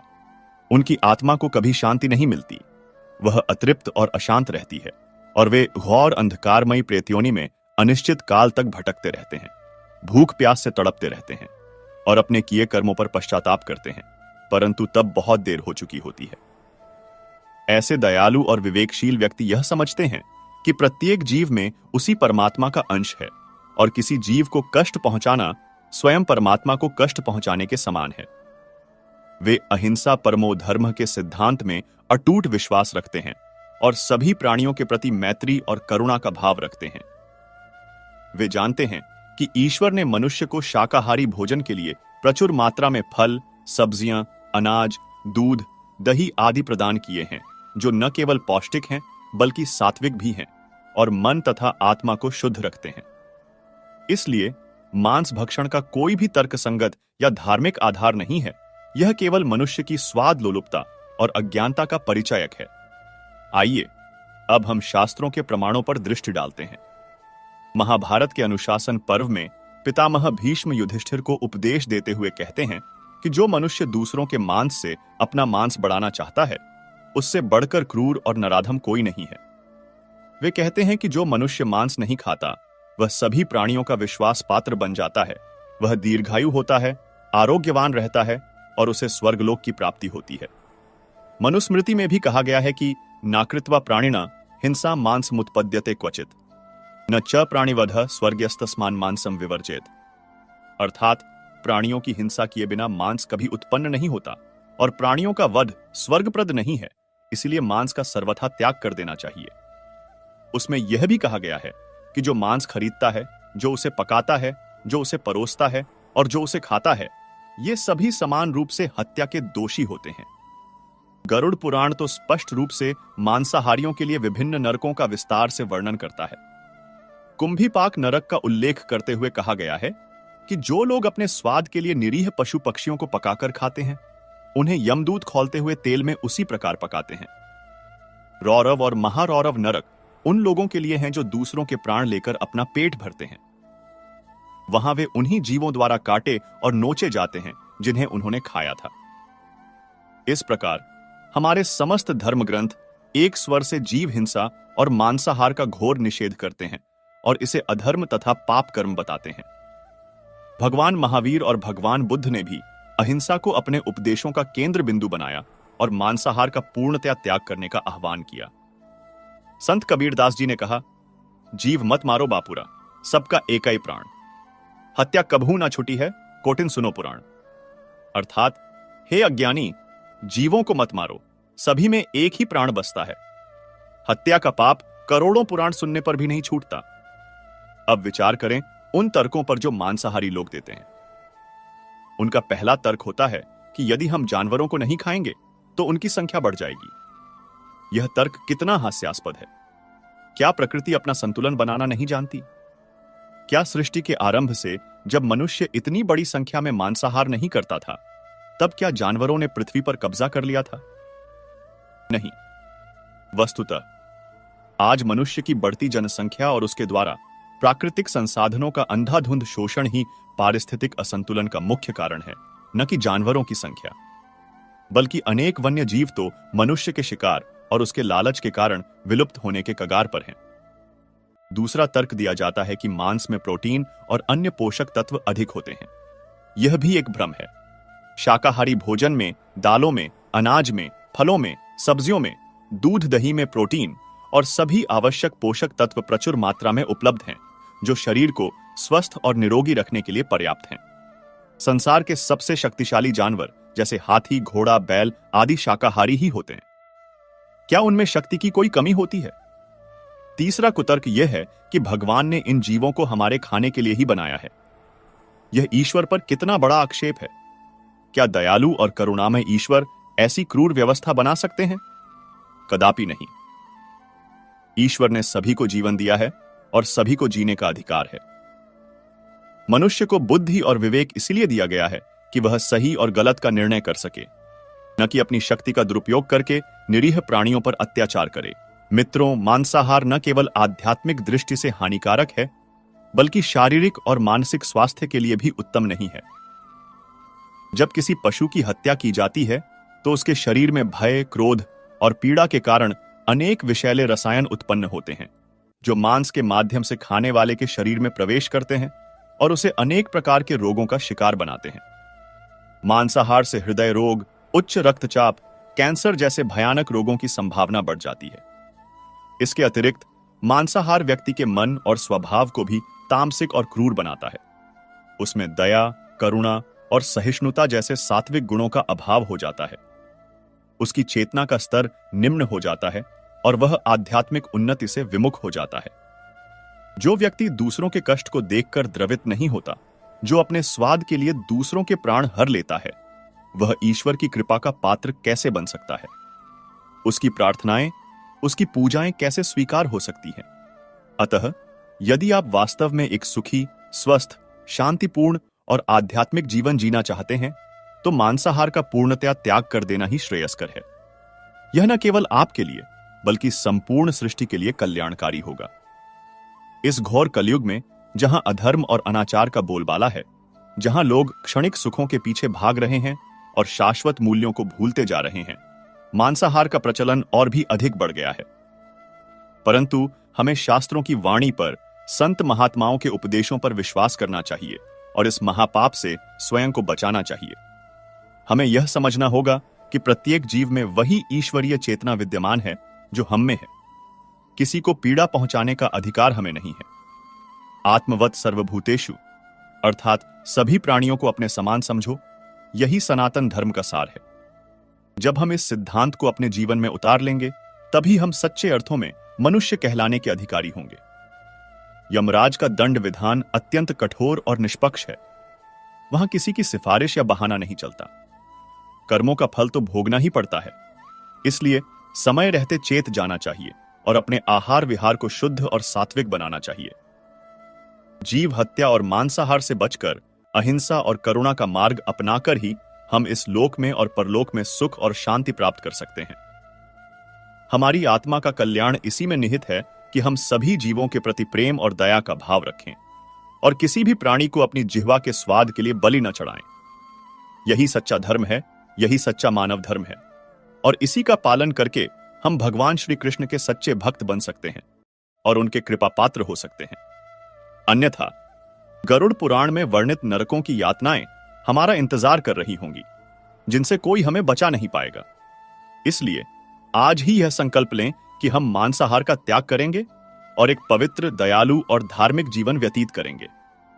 इसी में हमारा और संपूर्ण विश्व का कल्याण है। मानव जीवन में आहार का प्रश्न केवल शारीरिक स्वास्थ्य तक सीमित नहीं है, बल्कि इसका गहरा संबंध हमारी चेतना, नैतिकता और आध्यात्मिकता से भी है। जब हम भोजन के रूप में मांस का सेवन करते हैं, तो यह अनेक प्रश्नों को जन्म देता है, विशेषकर तब जब हम उन निरीह प्राणियों के विषय में सोचते हैं जिनकी हत्या इस प्रयोजन के लिए की जाती है। आपके द्वारा उठाए गए प्रश्न अत्यंत मार्मिक और विचारणीय हैं। भगवान श्री कृष्ण ने भगवद गीता में आहार के संबंध में जो मार्गदर्शन दिया है वह इस संदर्भ में अत्यंत प्रासंगिक है। भगवान श्री कृष्ण ने गीता के अध्याय 9 श्लोक 26 में यह भी कहा है, पत्रम पुष्पम फलं तोयन यो में भक्त्या प्रयच्छति तदहम भक्त्युपहृत मशनामि प्रयतात्मनः। अर्थात जो कोई प्रेम पूर्वक मुझे पत्र, पुष्प, फल या जल अर्पित करता है, उस शुद्ध बुद्धि निष्काम प्रेमी भक्त का प्रेम पूर्वक अर्पण किया हुआ वह पत्र पुष्पादि मैं सगुण रूप में प्रकट होकर प्रीति सहित खाता हूं। यहां भगवान ने स्पष्ट रूप से सात्विक और अहिंसक वस्तुओं का उल्लेख किया है जिन्हें भक्तिपूर्वक उन्हें अर्पित किया जा सकता है। मांस का कहीं भी उल्लेख नहीं है। इससे यह इंगित होता है कि भगवान को वही वस्तुएं प्रिय हैं जो प्रेम, शुद्धता और अहिंसा से प्राप्त होती है। भगवान श्री कृष्ण का जीवन स्वयं गौ रक्षा और गौ प्रेम का अद्भुत उदाहरण है। वे गोपाल कहलाए, गोविंद कहलाए। गायों और अन्य पशुओं के प्रति उनका स्नेह अनुकरणीय है। जिस संस्कृति में पशुओं को, विशेषकर गाय को, इतना पवित्र और पूजनीय माना गया हो, वहां मांस भक्षण का विचार ही विरोधाभासी प्रतीत होता है। अब आते हैं आपके द्वारा उठाए गए उस मार्मिक प्रश्न पर कि हम उन बेचारे जानवरों को कैसे खा सकते हैं जिनकी कोई भी गलती नहीं है। यह प्रश्न मानवता के मूल सिद्धांतों, करुणा और सहानुभूति से जुड़ा है। प्रत्येक जीव को जीवन का अधिकार है। जब हम किसी पशु की हत्या करते हैं तो हम न केवल उसके जीवन का अधिकार छीनते हैं, बल्कि उसे असहनीय पीड़ा और भय भी देते हैं। क्या यह उचित है कि अपनी जिह्वा के स्वाद के लिए हम किसी अन्य प्राणी के जीवन का अंत कर दें? आपने जो तुलना की है वह हृदय विदारक है, परंतु सत्य के अत्यंत निकट है। यदि कोई हमारे सामने हमारे बच्चों को, हमारे भाई बहनों को या किसी प्रियजन को काट कर खाए तो हमारी क्या दशा होगी? उस पीड़ा, उस क्रोध, उस असहायता की कल्पना भी भयावह है। तो फिर जब हम किसी पशु को मारते या मरवाते हैं तो क्या वह पशु या उसके संगी साथी वैसा ही भय और पीड़ा अनुभव नहीं करते होंगे? पशु भी भावनाओं को महसूस करते हैं। वे भी प्रेम, भय, दर्द और खुशी का अनुभव करते हैं। उनके भी परिवार होते हैं, बच्चे होते हैं। उनकी भी जीने की इच्छा होती है। वैज्ञानिक शोधों ने भी यह सिद्ध किया है कि पशुओं में जटिल भावनाएं और सामाजिक संरचनाएं होती हैं। वे संवाद करते हैं, सीखते हैं और एक दूसरे की परवाह करते हैं। जब हम उन्हें भोजन की वस्तु मात्र समझते हैं तो हम उनकी इस संवेदनशीलता को पूरी तरह नकार देते हैं। यह एक प्रकार की नैतिक अंधता है। मांस खाने वाले लोग इतने निर्दयी कैसे हो सकते हैं कि किसी जीव की करुण पुकार भी उन्हें सुनाई न दे? यह एक जटिल प्रश्न है जिसके कई पहलू हो सकते हैं। एक कारण सामाजिक और सांस्कृतिक कंडीशनिंग हो सकती है। यदि कोई व्यक्ति ऐसे परिवेश में पला बड़ा है जहां मांस खाना सामान्य है तो वह इसे प्रश्नवाचक दृष्टि से नहीं देखता। यह उसके लिए भोजन का एक स्वाभाविक हिस्सा बन जाता है।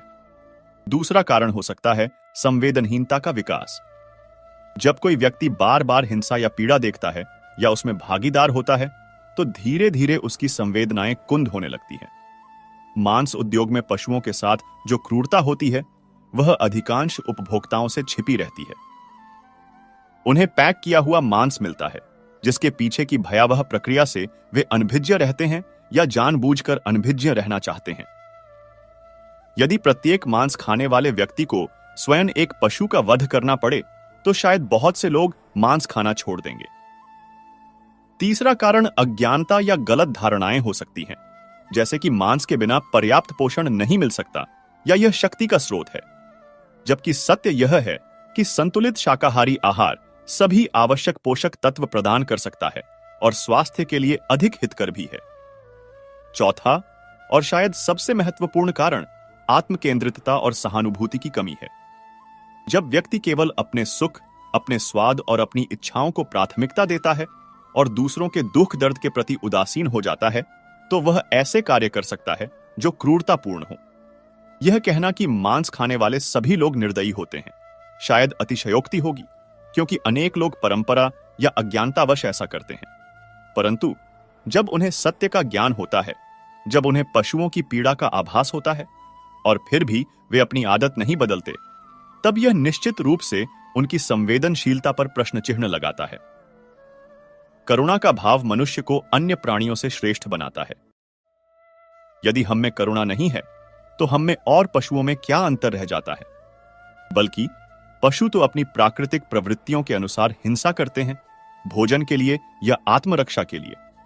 मनुष्य अपनी जिह्वा के स्वाद के लिए योजनाबद्ध तरीके से औद्योगिक स्तर पर पशुओं का संहार करता है।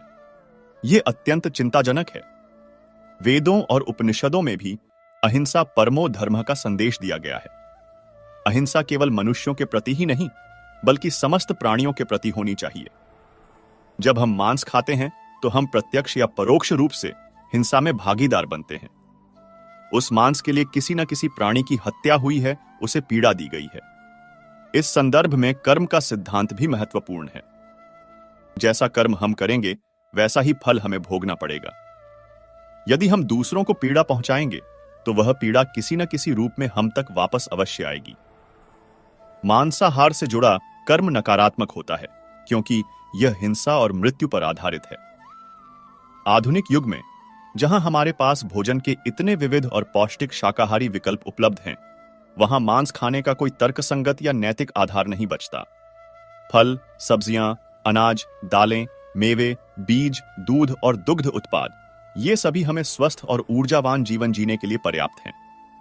शाकाहारी आहार न केवल नैतिक रूप से श्रेष्ठ है, बल्कि पर्यावरणीय दृष्टि से भी अधिक टिकाऊ है। पशुपालन उद्योग ग्रीन हाउस गैसों के उत्सर्जन, वनों की कटाई और जल प्रदूषण का एक प्रमुख कारण है। यह विचार कि हम उन बेचारे जानवरों को कैसे खा सकते हैं, वास्तव में हमारी अंतरात्मा की आवाज है। यह आवाज हमें हमारी मानवीय जिम्मेदारियों का स्मरण कराती है। जब हम किसी जीव की हत्या होते देखते हैं या उसके बारे में सुनते हैं, तो हमारे भीतर एक स्वाभाविक करुणा उत्पन्न होती है। इस करुणा को दबाना नहीं चाहिए, बल्कि इसे पोषित करना चाहिए। भगवान श्री कृष्ण के उपदेशों का सार प्रेम, करुणा और धर्म का पालन है। जब वे कहते हैं कि सभी जीव आत्मा की दृष्टि से समान हैं, विद्या विनय संपन्ने ब्राह्मणे गविहस्तिनि, शूनि चैव स्वपाके च पंडिताः समदर्शिनः, ज्ञानीजन विद्या विनय युक्त ब्राह्मण में तथा गौ, हाथी, कुत्ते और चांडाल में भी समदर्शी होते हैं। तो इसका अर्थ है कि हमें सभी के प्रति सम्मान और करुणा का भाव रखना चाहिए। किसी के जीवन को अनावश्यक रूप से समाप्त करना इस सिद्धांत के विपरीत है। जो लोग यह तर्क देते हैं कि प्रकृति में भी पशु एक दूसरे को खाते हैं, उन्हें यह समझना चाहिए कि मनुष्य के पास विवेक और चयन की शक्ति है, जो पशुओं के पास नहीं है। पशु अपनी प्राकृतिक बाध्यताओं के अनुसार व्यवहार करते हैं। मनुष्य अपने नैतिक विवेक का उपयोग करके यह निर्णय ले सकता है कि क्या सही है और क्या गलत। हमारे पास विकल्प है कि हम हिंसा का मार्ग चुनें या अहिंसा का। मांस खाने की आदत को छोड़ना प्रारंभ में कठिन लग सकता है, विशेषकर यदि यह बचपन से हमारी जीवन शैली का हिस्सा रहा हो। परंतु दृढ़ निश्चय और सही जानकारी के साथ यह संभव है। जब हम यह समझते हैं कि हमारे भोजन का चुनाव न केवल हमारे स्वास्थ्य को, बल्कि अनगिनत निरीह प्राणियों के जीवन और हमारे ग्रह के स्वास्थ्य को भी प्रभावित करता है, तो यह परिवर्तन अधिक सार्थक और आवश्यक लगने लगता है। उन लोगों के लिए जो कहते हैं कि उन्हें पशुओं की चीखें सुनाई नहीं देती, शायद उन्हें कभी बूचड़खानों या मांस प्रसंस्करण संयंत्रों का दौरा करना चाहिए। वहां का दृश्य, वहां की गंध, वहां जानवरों की आंखों में दिखाई देने वाला भय और पीड़ा किसी भी संवेदनशील व्यक्ति को झकझोर सकती है। यह एक ऐसा अनुभव हो सकता है जो उन्हें मांस के प्रति अपनी धारणा बदलने पर विवश कर दे।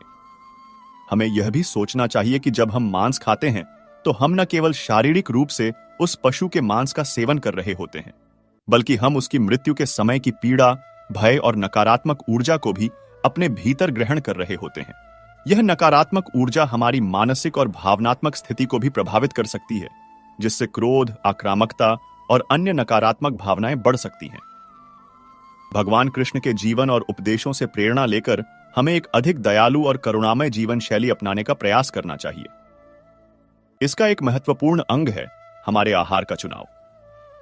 सात्विक अहिंसक भोजन न केवल हमारे शरीर को स्वस्थ रखता है, बल्कि हमारे मन को भी शुद्ध और शांत बनाता है तथा हमारी आध्यात्मिक उन्नति में सहायक होता है।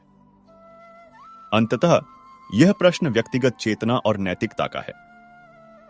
यदि हम स्वयं से यह प्रश्न पूछें कि क्या हमारा भोजन किसी अन्य प्राणी की पीड़ा और मृत्यु पर आधारित होना चाहिए, और यदि हमारी अंतरात्मा इसका नकारात्मक उत्तर देती है, तो हमें परिवर्तन के लिए तैयार रहना चाहिए। यह परिवर्तन न केवल उन निरीह प्राणियों के लिए, बल्कि स्वयं हमारी मानवता और आध्यात्मिकता के लिए भी महत्वपूर्ण है। प्रत्येक जीव में उसी परमात्मा का अंश है जो हम में है। जब हम इस सत्य को गहराई से अनुभव करते हैं, तो किसी भी प्राणी को कष्ट पहुंचाने का विचार ही असहनीय हो जाता है। मांस भक्षण इस सार्वभौमिक एकता और प्रेम के सिद्धांत के विरुद्ध है। इसलिए भगवान श्री कृष्ण के मार्ग पर चलते हुए हमें अहिंसा, करुणा और प्रेम को अपने जीवन का आधार बनाना चाहिए, और यह हमारे भोजन की थाली से ही प्रारंभ होता है। यह सोचना कि कोई हमारे प्रियजनों को हमारे सामने खाए हमें जिस प्रकार की अवर्णनीय वेदना देगा, वही वेदना उन मूक पशुओं को भी होती है जब उनके साथियों या बच्चों को उनसे छीना जाता है और मार दिया जाता है। उनकी भाषा हमारी भाषा से भिन्न हो सकती है, पर उनकी पीड़ा की अभिव्यक्ति सार्वभौमिक होती है। उनकी आंखों का भय, उनकी छटपटाहट, उनकी करुण चीत्कारें, ये सब उनकी असहनीय पीड़ा के प्रमाण हैं। जो व्यक्ति इन सब को देखकर या जानकर भी द्रवित नहीं होता, उसकी संवेदनशीलता निश्चय ही कहीं खो गई है। भगवान कृष्ण ने गीता में समत्व का भाव रखने को कहा है। सुख दुख, लाभ हानि, जय पराजय में समान रहना। इसी समत्व का विस्तार जब हम समस्त प्राणियों तक करते हैं, तो हम यह अनुभव करते हैं कि जैसे हमें अपना जीवन प्रिय है, वैसे ही उन्हें भी है। जैसे हमें पीड़ा होती है, वैसे ही उन्हें भी होती है। इस ज्ञान के प्रकाश में मांसाहार एक अत्यंत क्रूर और अनावश्यक कृत्य प्रतीत होता है। हमारी संस्कृति वसुधैव कुटुंबकम का उद्घोष करती है, अर्थात सारी पृथ्वी ही हमारा परिवार है। इस परिवार में केवल मनुष्य ही नहीं, बल्कि पशु पक्षी, पेड़ पौधे सभी सम्मिलित हैं। जब हम इस व्यापक परिवार की भावना को आत्मसात करते हैं, तो मांसाहार का त्याग एक स्वाभाविक कदम बन जाता है। इसलिए आपके द्वारा उठाए गए प्रश्न अत्यंत महत्वपूर्ण हैं, और प्रत्येक व्यक्ति को इन पर गंभीरता से विचार करना चाहिए। भगवान श्री कृष्ण के उपदेश हमें एक ऐसा जीवन जीने की प्रेरणा देते हैं जो न केवल हमारे लिए, बल्कि सभी प्राणियों के लिए कल्याणकारी हो। मांसाहार का त्याग इस दिशा में एक सशक्त और सार्थक कदम है। यह हमारी करुणा, हमारी नैतिकता और हमारी आध्यात्मिकता का प्रतीक है। हमें उन बेचारे जानवरों की पीड़ा को समझना होगा और अपनी भोजन की आदतों में ऐसा परिवर्तन लाना होगा जिससे किसी निर्दोष जीव की हत्या न हो। ऐसा करके ही हम सच्चे अर्थों में मानव कहलाने के अधिकारी होंगे और भगवान कृष्ण के दिखाए प्रेम और करुणा के मार्ग पर अग्रसर हो सकेंगे। तो मित्रों, भगवान श्री कृष्ण की इस कथा और उनके उपदेशों से यह स्पष्ट होता है कि मांसाहार न केवल शारीरिक स्वास्थ्य के लिए, बल्कि आध्यात्मिक उन्नति के लिए भी हानिकारक है। यह हमें तामसिक प्रवृत्तियों की ओर ले जाता है और हमारी चेतना को निम्न स्तर पर रखता है।